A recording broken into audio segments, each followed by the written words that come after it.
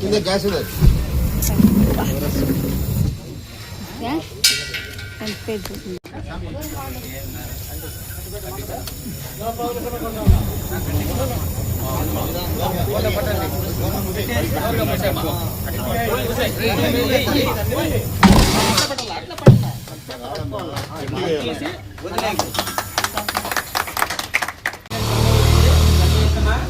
ఆస్తి నష్టాలని సంభవిస్తాయి. మనం జనరల్గా మీరు ఫీల్డ్ పైన వర్క్ చేస్తారు కాబట్టి ప్రజల్లో తిరుగుతుంటారు కాబట్టి ప్రజలకి అవేర్నెస్ కల్పించాల్సిన బాధ్యత మీ పైన ఎంతో ఉంది. ఎందుకంటే మేము అన్ని చోట్లకి ప్రజలు ప్రతి ఒక్కరి ఇంటికాడికి పోయేసి మేము వాళ్ళకి ఈ విధంగా గ్యాస్ వాడండి, ఈ విధంగా పెట్టుకోండి అని చెప్పి వాళ్ళు ప్రతి ఒక్కరికి వాళ్ళు మోటివేట్ చేయలేము. మేము ఎక్కడో మా డ్యూటీలో మేము ఉంటాం, కానీ మీరు ప్రతి ఒక్కరి ఇంటికి వాళ్ళతో ప్రజలతో పోయి కలిసి మమేకమవుతారు కాబట్టి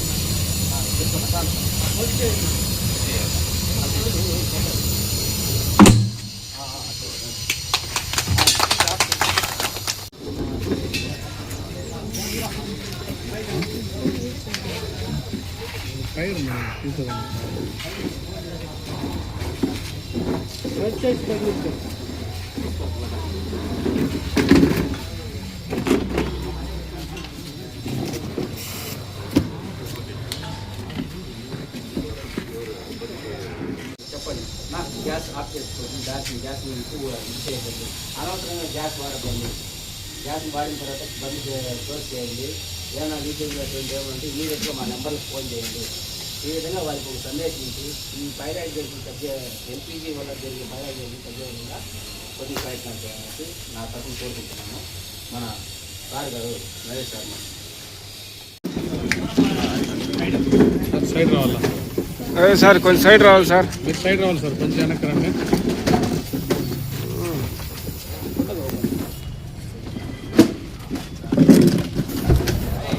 కింద నుంచి అంటించరా ఏం తప్పు చేయలేదు సార్.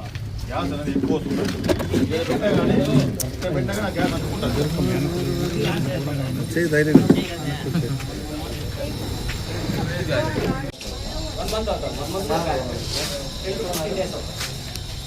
దేవా అన్న వాళ్ళ సిస్టర్ ఒంటరి మహిళ తెల్లవారితో లేచి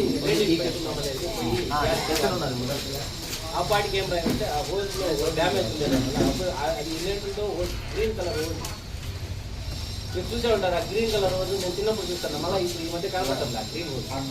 గ్రీన్ కలర్గా ఉంటాయి హోల్, అది చిన్నప్పుడు ఉన్నాయి. ఇప్పుడు కూడా దాన్ని ఈ గ్యాస్ ప్రమాదాలను నివారించడంలో మనం కొద్దిగా సక్సెస్ అవుతామనేసి ఈ విధంగా ఈ అగ్నిమార్గ వారోత్సవాల భాగంగా ఈరోజు మనం చేస్తున్నటువంటి ప్రయత్నం ఏంటంటే ఈరోజు గ్యాస్ ప్రమాదాలపైన అవగాహన కార్యక్రమం ఉంది.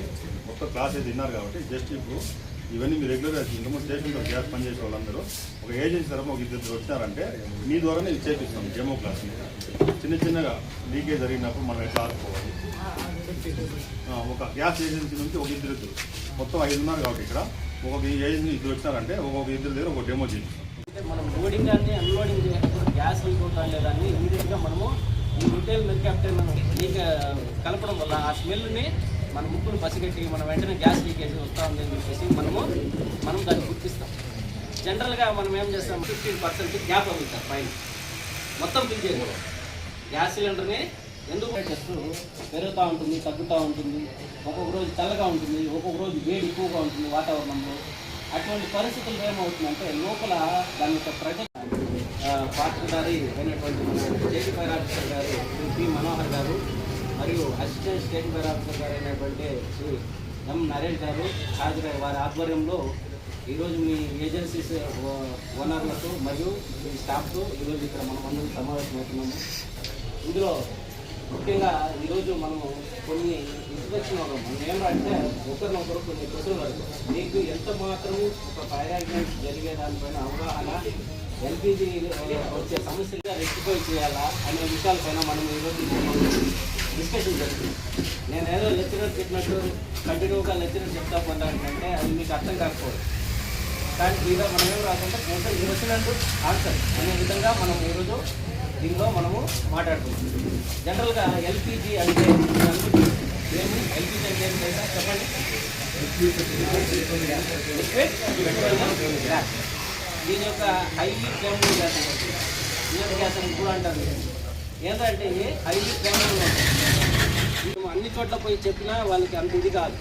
కానీ మిమ్మల్ని అందరినీ ఇక్కడ కంబైన్ చేసి మీకు అందరికీ దీనిపైన అవగాహన కల్పించడం, మీరు ప్రజలలో పోయి కలిసి వాళ్ళతో ఈ విధంగా డిస్కషన్ చేసి వాళ్ళకి గ్యాస్ డెలివరీ చేసేటప్పుడు కానీ వాళ్ళ దగ్గర గ్యాస్ తీసుకొని వచ్చేటప్పుడు కానీ మీరు వాళ్ళకి మోటివేట్ చేసి ప్రజలందరికీ అవగాహన కల్పించిన వాళ్ళు అవుతామని చెప్పేసి డీజీ గారు ఈ విధంగా ప్రోగ్రామ్ కండక్ట్ చేసి అందరికీ అవేర్నెస్ అండ్ మాక్డ్రిల్ని కండక్ట్ చేయమని చెప్పినారు. మనం ప్రొడ్యూస్ అయ్యేదానికి 2 రకాలుగా ఉత్పత్తి అవుతుంది. ఒకటి ఏమంటే భూగర్భంలో నుండి వచ్చేటువంటి గ్యాస్లో ఈ ప్రొపైన్ బ్యూటైన్ అడిగుంటే ఫైర్ అవుతున్నటువంటి గ్యాస్ సిలిండర్ పైన ఇప్పుడు హోజ్ ఉంటుంది. మనం ఇప్పుడు బకెట్ అయితే బాగా క్లోజ్ చేస్తున్నాం. అదే ఈడ హోజ్ ఉంది అనుకోండి గ్యాస్ సిలిండర్కి, అప్పుడు హోజ్ మనం బకెట్ వేస్తే కరెక్ట్గా కూర్చోదు, కింద గ్యాప్ ఉంటుంది.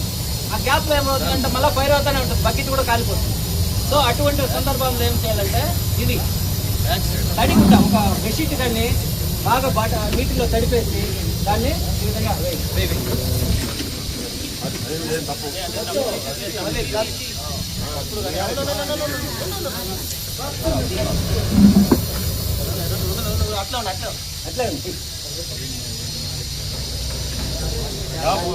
దానిపైన 2, 3, 4 మనకేమంటే ప్లేస్ అడ్జస్ట్మెంట్ కాలేదని దానిపైన 3 పెట్టడం, 4 పెట్టడము ఆ విధంగా చేస్తూ ఉంటారు.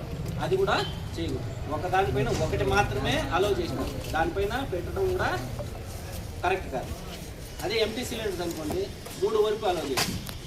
ఇవి ఎందుకురా అంటే ఈ కండిషన్స్ అని చెప్తున్నానంటే ఇవి మనం పాటించే దానివల్ల ఈ లీకేజీలు అనేవి చాలా తక్కువగా ఉంటాయి. దాన్ని మనం ఫైర్ సేఫ్టీ అనేవి ఎందుకు ఈ విధంగా కోట్ చేసినారంటే ఈ పద్ధతులను వాడటం వల్ల మనకి వచ్చే ఫైర్ యాక్సిడెంట్కి కానీ లీకేజీకి సంబంధించినటువంటి ఇప్పుడు ఎక్కువ దానిపైన దానిపైన పెట్టుకుంటా పోతే ఏం అవుతుంది, కింద ఉన్నటువంటి సిలిండర్ పైన ప్రెజర్ పెరిగి నాకు వాళ్ళు బోరింగ్ కూడా పోయేదానికి ఆస్కారం ఉంది. దీన్ని ప్రెజరైజ్ చేస్తూ ఉంటారు. సో ఇటువంటివన్నీ ఉంటాయి. మీలో ఒక బ్యాచ్ అందరూ కలిసి ఏం చేస్తారంటే 3 బ్యాచ్లుగా డివైడ్ అవుతుంది. మీరు ప్రతి గోడౌన్లో ఉన్నటువంటి స్టాఫ్ని 3 భాగాలుగా డివైడ్ చేస్తారు. ఒకరు ఇన్ఫర్మేషన్ ఇస్తారు, రెండో వాళ్ళు ఏం చేస్తారంటే అధికారులకు కానీ పై ఇన్ఫర్మేషన్ ఇచ్చేదానికి వాళ్ళు ఒకరు ఫోన్ చేస్తారు. మిగిలిన స్టాఫ్ ఏం చేస్తారంటే సేఫ్టీ ఎక్విప్మెంట్స్తో ఫైర్ సేఫ్టీ ఎక్విప్మెంట్తో వాటిని అక్కడ ఉన్నటువంటి ఫైర్ స్పాట్ని గుర్తించి దాన్ని ఆర్పడానికి అక్కడ ఉన్నటువంటి సిలిండర్లని బయటికి తీసుకురావడానికి ప్రయత్నం చేస్తారు. ఈ విధంగా 3 రకాలుగా డివైడ్ చేసి మాక్ డ్రిల్స్ అనేవి 3 months 6 months 1 yearకి ఒకసారి ఫైర్ సేఫ్టీ ఆఫీసర్లు పిలిచి వాళ్ళ సమక్షంలో మీరు ఆ విధంగా మాక్ డ్రిల్స్ అనేవి కండక్ట్ చేయాల్సింది. ఇవన్నీ స్టాండర్డ్స్ అనమాట. ప్రతి సంవత్సరము చేయాల్సిన కంపల్సరీ చేయాల్సినటువంటి నియమాలు.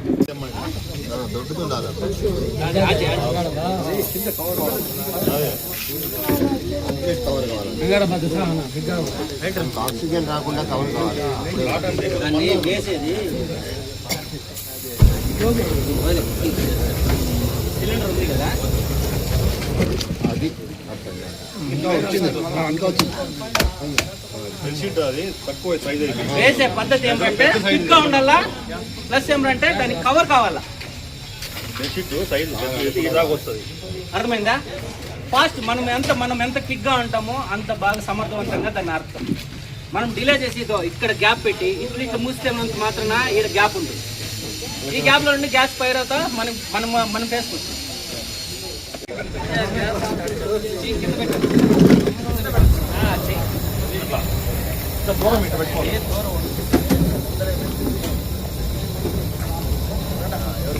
నేను ఇందాక మీకు చెప్పిన, ఒక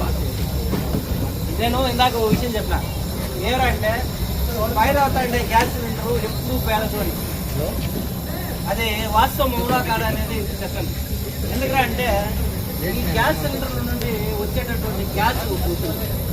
ఈ గ్యాస్ సిలిండర్ నుండి వచ్చేటటువంటి గ్యాస్ మొత్తము ఇక్కడికి వచ్చేపాటికి ఆక్సిజన్తో కలిసి ఏమైపోతుందంటే బర్న్ అయిపోతుంది.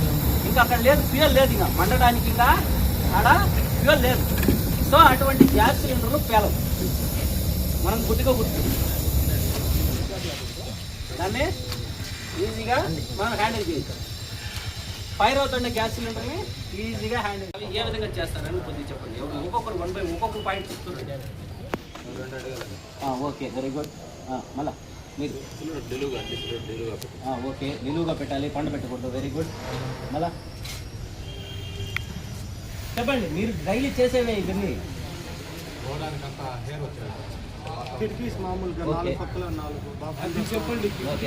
వెంటిలేషన్ ఉండాలి, వెంటిలేషన్ ఉండాలి.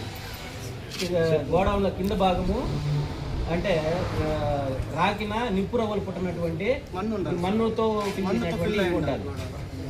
గోడౌన్లో కింద భాగంలో ఎందుకు కింద భాగంలో గ్యాపులు పెడతారంటే ఇప్పుడు గ్యాస్ అనేది మామూలుగా ఇప్పుడు వాతావరణంలో ఇక్కడ ఉన్నటువంటి గాలి కంటే 1.5 to 2% బరువుగా ఉంది. గ్యాస్ అనేది ఈ వాతావరణంలో ఉన్నటువంటి గాలి కన్నా గ్యాస్లో ఎల్పిజి గ్యాస్ అనేది 1.5 to 2% బరువు అనేది ఎక్కువగా ఉంటుంది. దానివల్ల ఏం రావుతుందంటే అది లీకేజ్ అయినా బరువుగా ఉండేది ఫ్యూయల్ని ఫామ్ చేసుకుంటుంది. ఇక్కడ అంతా ఫైర్ అవడానికి కావాల్సినటువంటి దీన్ని ఫామ్ చేస్తూ ఉంది. ఇక్కడ కానీ ఒక స్పార్క్ వచ్చిందంటే ఏమవుతుంది, బ్లాస్ట్ వస్తుంది. మొత్తమే పెద్ద బ్లాస్ట్ వస్తుంది. ఎప్పుడు కానీ ఫైర్ అయ్యేది ప్రమాదకరం కాదు. ఎప్పుడు ఫైర్ కాకుండా లీకేజ్ మాత్రమే ఏర్పడుతుందంటే మాత్రము జాగ్రత్తగా ఉండాలి. వెంటనే దాన్ని స్మెల్ గుర్తుపట్టాలా, వెంటనే గ్యాస్ సిలిండర్ని రెగ్యులేటర్ని ఆఫ్ చేయాలా, కుదిరితే రెగ్యులేటర్ని తీసివేయాలా. తీసేసి గ్యాస్ సిలిండర్ని బయట ఓపెన్ ప్లేస్లో తీసుకొచ్చి పెట్టేయాలి. మనం ఇంట్లో ఉంటాము, గాలి ఏడపోదు. ఇంట్లో మనం ఇంటి పక్కల ఇండ్లు ఉంటాయి వరుసగా, బయట గాలి లోపలికి రాదు, లోపల గాలి బయట పోదు. అటువంటి పరిస్థితులు ఏమైపోతుందంటే లోపల గ్యాస్ మొత్తం లీక్ అయిపోయి ఉంటుంది. అది ప్రమాదాలని సంభవించడానికి ఆస్కారాలని కలిగిస్తుంది. సో మనం ఏం చేయాలా, గ్యాస్ని లీకేజ్ని గుర్తించిన వెంటనే గ్యాస్ రెగ్యులేటర్ తీసేసి గ్యాస్ కింద టచ్ కాకుండా కింద నేలకి రాకుండా అలగ్గా మోసుకొని మెల్లంగా తీసుకొచ్చి బయట పక్క ఓపెన్ ఏరియాలో పెట్టేయాలి. అర్థమైందా? కుదిరితే ఇంకా సంపులు గింపులు ఉంటే కూడా వేసి పెట్టేయండి. తడి బట్టలు ఉంటే వేసి పెట్టండి. దాని యొక్క టెంపరేచర్స్ బయట ఎండకి పెరగకుండా దాన్ని కూల్ చేసి పెట్టడానికి ప్రయత్నాలు చేయండి. అన్నీ మీకు తెలిసిన విషయాలు ఇవన్నీ. మేము ఫీల్డ్లో రాకముందు మీరు అంతా ఈ ఫీల్డ్లో పనిచేస్తున్నారు కాబట్టి ఒక 6 months ఒకసారి మేము ఓనర్స్ మేము రిక్వెస్ట్ చేయాలంటే యాక్చువల్గా ప్రతి ఇంటికి అయితే మామూలుగా చెప్తారు. ఒక 6 months ఒకసారి మా ఆధ్వర్యంలో ఒక 20-40 కస్టమర్స్ని పెట్టుకుని మా 6 months ఒకసారి ఒక గ్యాస్ ఏజెన్సీ మీరు కూడా 6 months ఒకసారి మీ ఆఫీస్ దగ్గర ఒక పబ్లిక్ మీరు గ్యాస్ అయితే ఎవరు తీసుకుంటారో వాళ్ళతో ఒక అవేర్నెస్ క్లాస్ లాంటిది ఒకటి ఏర్పాటు చేసాం. మనము కొద్దిగా వాళ్ళలో ఒక అవేర్నెస్ వస్తుంది. వీళ్ళు కొద్దిగా బేసిక్ థింగ్స్ ఏమైనా ఉంటే వీళ్ళు డెలివరీ చేస్తారు కదా గ్యాస్ మామూలుగా. ఎవరైనా తెలియని వాళ్ళు పాడు ఉంటారు కదా, ఒంటరి మహిళలు పాడు ముసలి వాళ్ళకి ఎట్లా అనేది మీరు కనీసం కొద్దిగా టైం కేటాయించుకొని చెప్తే మీకు బాగుంటుంది. కనీసం మీకు బాగా అవగాహన వచ్చిందంటే మీరు వాళ్ళకి చెప్పగలుగుతారు ఇంకా బాగా. మీరు అన్ని విషయాలు మొత్తం మీరు మాకు కొద్దిగా ఎడ్యుకేషన్ చేసి మేము ఒక 6 months మొత్తం మీరే చేస్తాం. మన ఏజెన్సీకి కవర్ అయిపోతుంది. మీ ఆఫీస్ దగ్గర చేస్తాం. కస్టమర్స్ 20-30 కస్టమర్స్ వచ్చినారనుకోండి, కొద్దిగా ఇంకా కొద్దిగా ఇంట్రెస్ట్గా వాళ్ళు వింటారు. గ్యాస్ తీసుకోబోయేది మ్యాక్సిమం వాళ్ళే వాడేది కాబట్టి వాళ్ళకి ఇక్కడ చెప్పామంటే బాగా ఈజీగా అర్థమవుతుంది. ఏదో మనం ఇంటికాడ పోయి చెప్పినామంటే వాళ్ళకి కొంతమంది తెలుసుకుంటే మనకు తెలియకపోవచ్చు. ఏదో ప్రమాదం జరిగితే కానీ దాని తీవ్రత తెలియదు. ఒక ఇంట్లో గ్యాస్ ప్రమాదం జరిగింది అనుకోండి, వాళ్ళకి తెలుస్తుంది ఎట్లని ఈ విధంగా జరిగింది ఇప్పుడు ఉన్నదని. ప్రతి ఒక్కటి మనం చెప్పలేం కదా. ఎప్పుడైనా మనం చెప్పాలి. కొత్త గ్యాస్ కస్టమర్స్ ఉంటారు, వాళ్ళకి ఎట్లా రెగ్యులేటర్ ఎట్లా పెట్టుకోవాలి, వంటింట్లో ఒకే సిలిండర్ పెట్టుకోవాలి, ఒకటి బయట పెట్టుకోవాలి, ఇట్లాంటివన్నీ మీకు చెప్పండి. ఈ దాకా మనము ఇక్కడ మా గ్యాస్ ఆఫీస్కి వచ్చినప్పుడు నీకు అప్పుడే